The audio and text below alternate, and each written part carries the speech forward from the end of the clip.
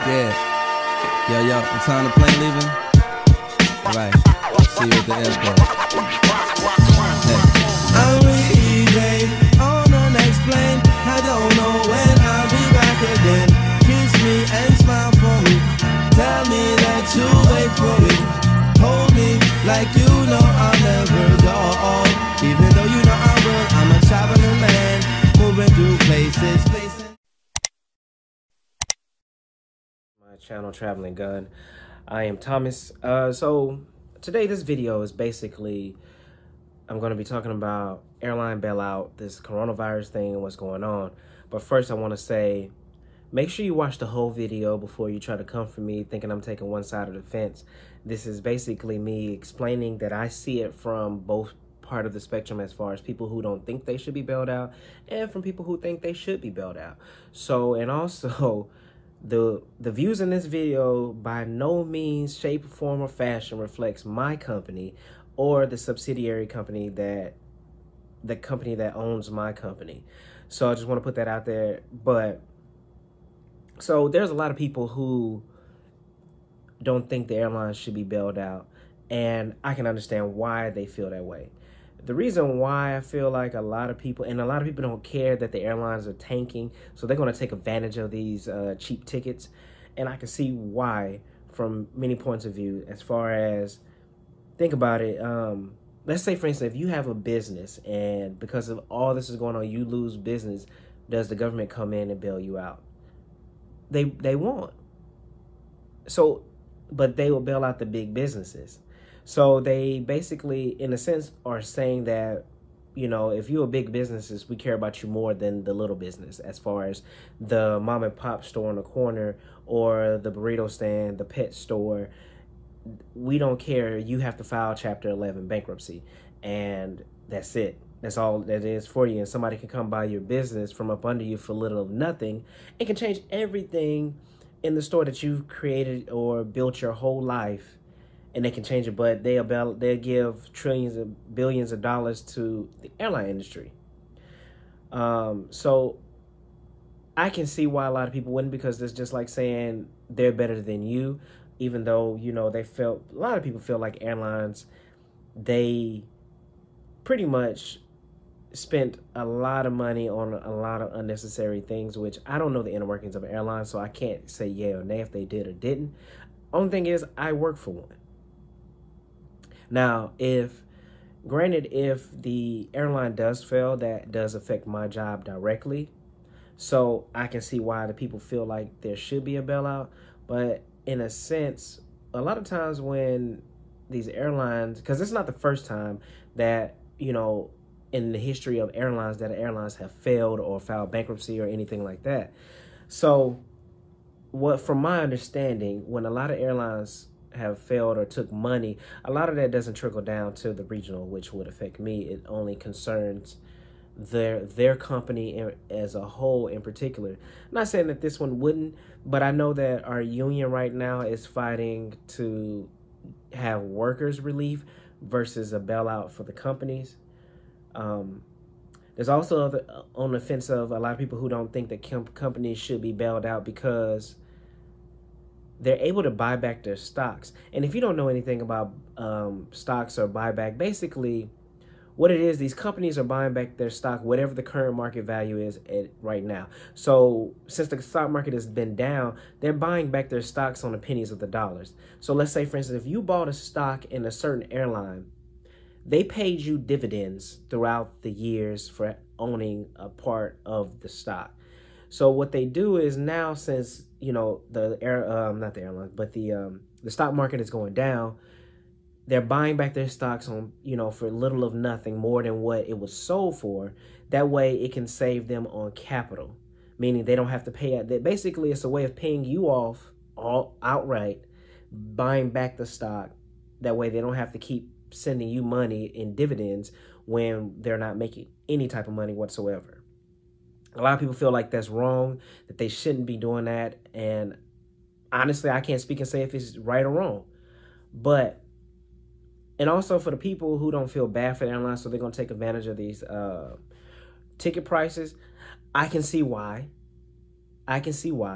Because if you think about it, I promise I'm going to use me for an example. So on my vacation last year, I went on a cruise. And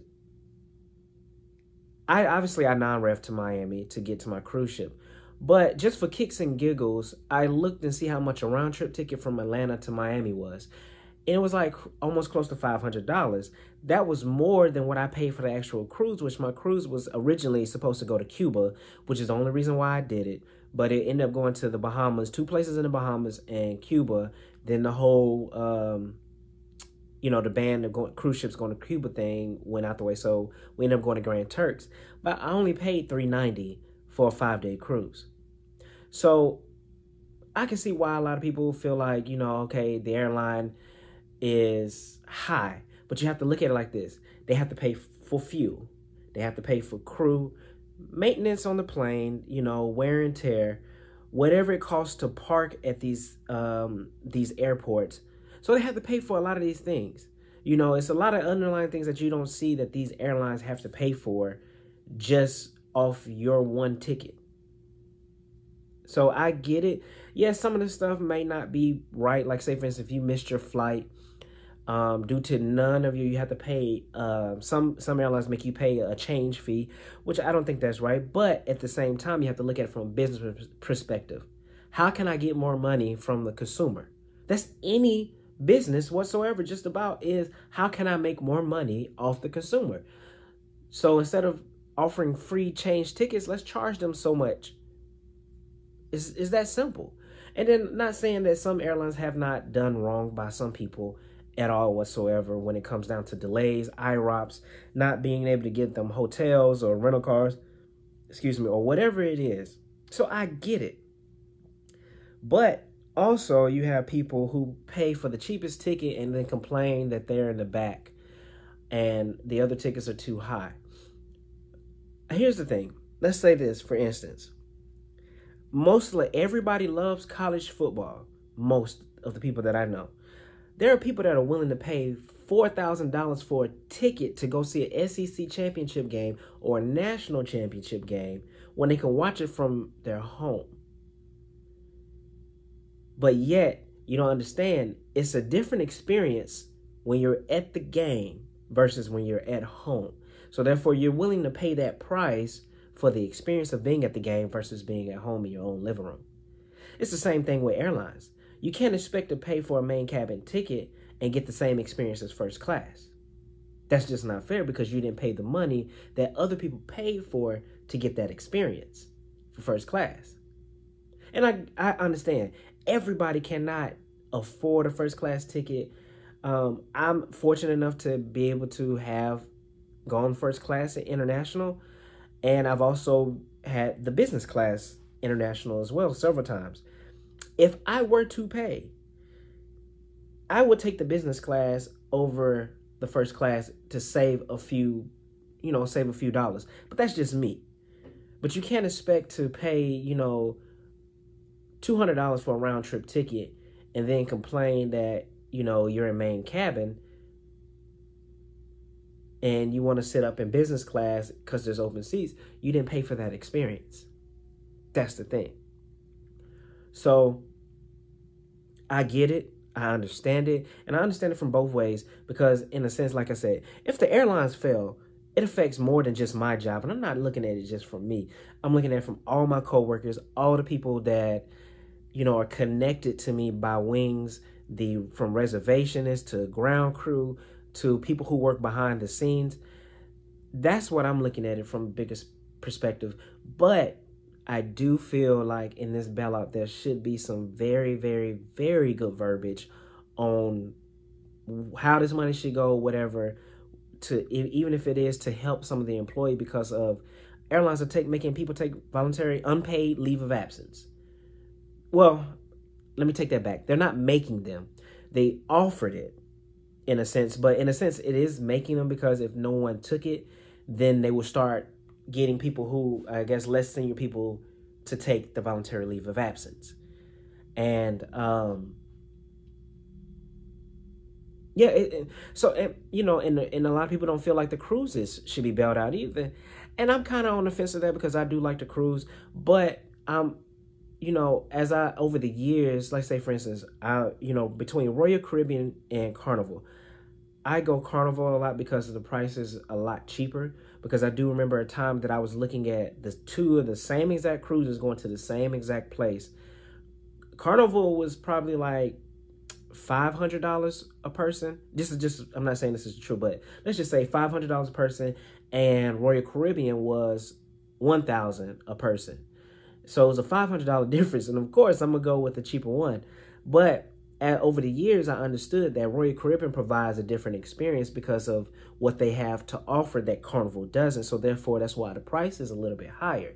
So a lot of people have to look at things like that as far as when it comes down to staying in hotels, to cruises, to airlines. I get it. Everybody is trying to get somewhere for the cheapest possible thing, but you can't expect to pay for something so little to have a great expectation of where you're sitting on the plane. It just doesn't work that way. And sometimes it works out that way in other things, but most of the time it doesn't work that way, that I'm paying $20 for a cruise and I'm expecting I'm finna get a suite. No. If I do, perfect, but my expectation would be, oh, I'm gonna get an interior room or whatever like that, which I'm perfectly fine with. But you have a lot of people who want to pay $200 for a round trip ticket from here to Paris and expect to be sitting in first class. And it doesn't work that way.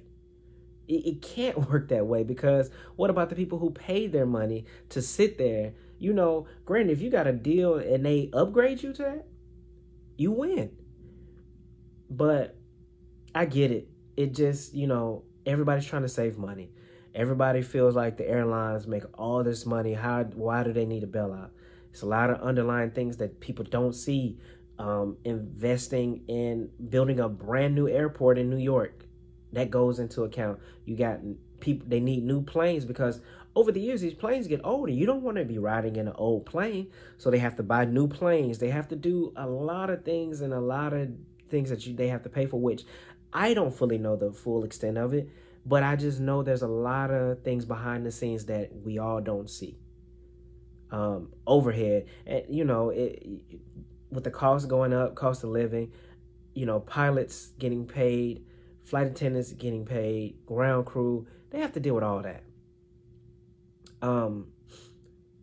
But as I said, I see both sides. I'm not partial to one or the other, but I see both sides. But you have to look at it from both ends of the spectrum. Don't look at it from just your eyes. Look at it from the business side, and businesses look at it from the consumer side as well. So that's what I'm saying in this point of why people are taking advantage of this, because they feel like, shoot, I'm just going to get mine while I can and hope for the best, I'm gonna get. They're looking at it like I'm gonna take advantage of these cheap flights because the airline has been overpriced in their opinion for years. Now, on to this update of the coronavirus. Yes, we are still flying. I'm in Portland, Maine as we speak right now. My flights are averaging 5 people per flight. I recently went to Chicago from Cincinnati on a round trip and back. I had 1 paying passenger. We burned 9,000 pounds of fuel for that. Now, I'm no expert in jet fuel, but that's not profitable whatsoever. But our pilots just got an email like 2 days ago saying that they're going to start looking at the flights. If it's not so many people on it, it's going to cancel. So that means it's going to be a lot of time available, and a lot of sits for us. Again, also, Florida governor said if you're coming from New York to Florida to try to escape, you have to sit for 2 weeks. Sit down for 2 weeks. I think Hawaii's the same way. A lot of places are basically doing shut-in, sheltering, whatever it's called, where everything is closed except essential businesses. Atlanta just recently started. What's today? Today is Tuesday, the 24th. So at midnight on the 25th, Atlanta goes into effect for that. I don't live in the city of Atlanta, so it wouldn't really affect me, but I'm not going anywhere besides the grocery store. So it doesn't affect me because I don't actually live in the city of Atlanta. So I don't fall under that jurisdiction. But yeah, we're still flying and people are still going places. Had a lady on the flight said, I've been planning this vacation for a year. I'm still going to take it. And my thing is, where are you going to eat? Because the restaurants are closed. Where are you going? What are you going to do? What is the point? And in all honesty, people won't take this seriously until the airlines actually stop flying domestically altogether. In a sense, I feel like that's coming because the fact of the matter is they're not making any money paying for flight attendants and pilots and fuel when you only have 5 people. In which they pay for the tickets probably don't even cover the overhead or even part of the fuel. So they're not making money whatsoever. I get it with the, whatever money they can get, there's, they can keep it to try to get it in. But at the end of the day, nobody's flying. But you still have those people who are flying to get to places. And I seen a girl today, she paid for a ticket because it was cheap to get somewhere, and airline ended up canceling her flight. She couldn't even get a flight back home to where she was from. I'm trying to explain to you all, don't get out here thinking it's going to be cakewalk and you can just fly to these places. No, these airlines are canceling flights. They just might not be canceling at that very moment, but they may cancel at the last minute, which would happen to hers. Now she was sweating trying to get back home.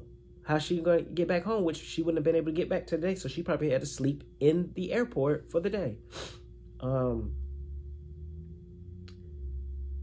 haven't got my schedule for April yet, so I get that tomorrow.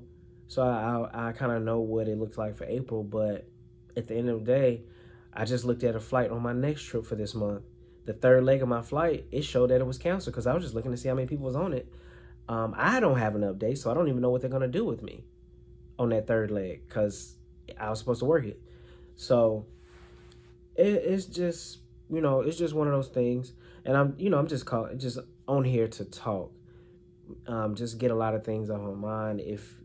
Put it like this, if you all have any questions, let's have I'd rather have an open dialogue with somebody about this. How you feel? How's everybody, doing? How is your mental state? Especially my subscribers in the aviation field. Like, how are y'all doing? I really would like to know how are y'all doing. Leave a comment to let me know how you're doing. And if you're at home and your job is closed, like, tell me how you're doing. Like, what's the next step? Everybody needs a backup plan. Like, what is your next step? Because I'm seriously been thinking about what my next step would be if everything was to go south with the airlines. Granted, do I see them not bailing out the airlines? No, I don't, because they bailed out the banks when the banks were giving out bad loans to people. Like, some people had 5, 6 loans on homes and they couldn't keep up with the payment, or they weren't paying the payment. People were paying the rent, but they would take it, which happened to my mom, by the way, was paying the rent to the homeowner who owned the home, but they weren't going to the bank and paying the mortgage. So a lot of homes foreclosed, and henceforth, a lot of banks had bad loans.